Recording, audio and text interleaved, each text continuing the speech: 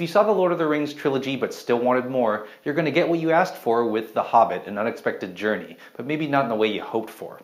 When it was originally announced that The Hobbit would be directed by Guillermo del Toro of Pan's Labyrinth and Hellboy fame, I was very excited to see where del Toro would take the series, with his different creature designs and darker sensibilities. But when del Toro bowed out, Lord of the Rings mastermind Peter Jackson agreed to re-up for another trip to Middle-earth. Unfortunately, the result for me was that The Hobbit simply feels like more of the same, and not in a good way. And don't worry, we're going to get to those 48 frames per second. The Hobbit precedes the Lord of the Rings trilogy and tells the tale of Frodo's uncle Bilbo Baggins, played by Martin Freeman. The wizard Gandalf, played by Ian McKellan, convinces Bilbo to join 13 dwarves on a journey to retake their kingdom under the Lonely Mountain, and reclaim its treasure from the powerful dragon Smaug. The dwarves are led by Thorin Oakenshiled, a fierce but often arrogant warrior prince played by Richard Armitage. What follows should be familiar to Lord of the Rings fans. A lot of aerial shots of our intrepid band running across the New Zealand landscape, periodically interrupted by run-ins with orcs, goblins, and other fantastic creatures, ending with a climactic chase and battle in a vast underground goblin kingdom. We also see Bilbo's introduction to Gollum, giving us a chance to once again admire the performance of Andy Serkis and the technology that makes Gollum so expressive and real.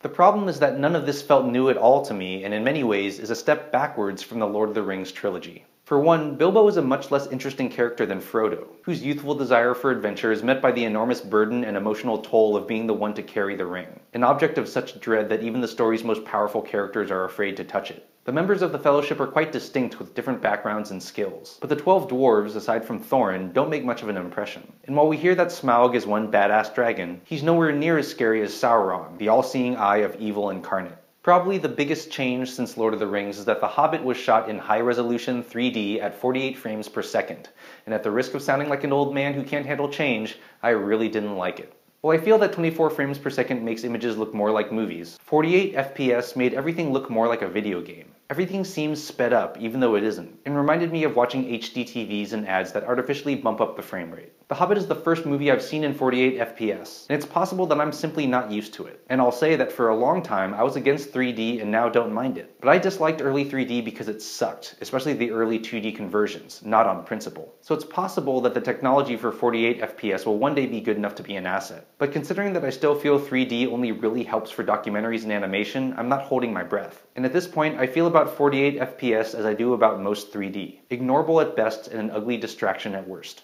The Fellowship of the Ring blew me away and left me excited for the next chapters, but when The Hobbit was over, I mostly felt bummed out, wondering if I'd bother seeing the next one. And that's probably the most damning thing I can say about An Unexpected Journey, a movie I really wanted to like, but one that offers nothing new and feels like something Jackson would have been happy to leave to someone else. I'm Jonathan Kim, and this is a ReThink Review.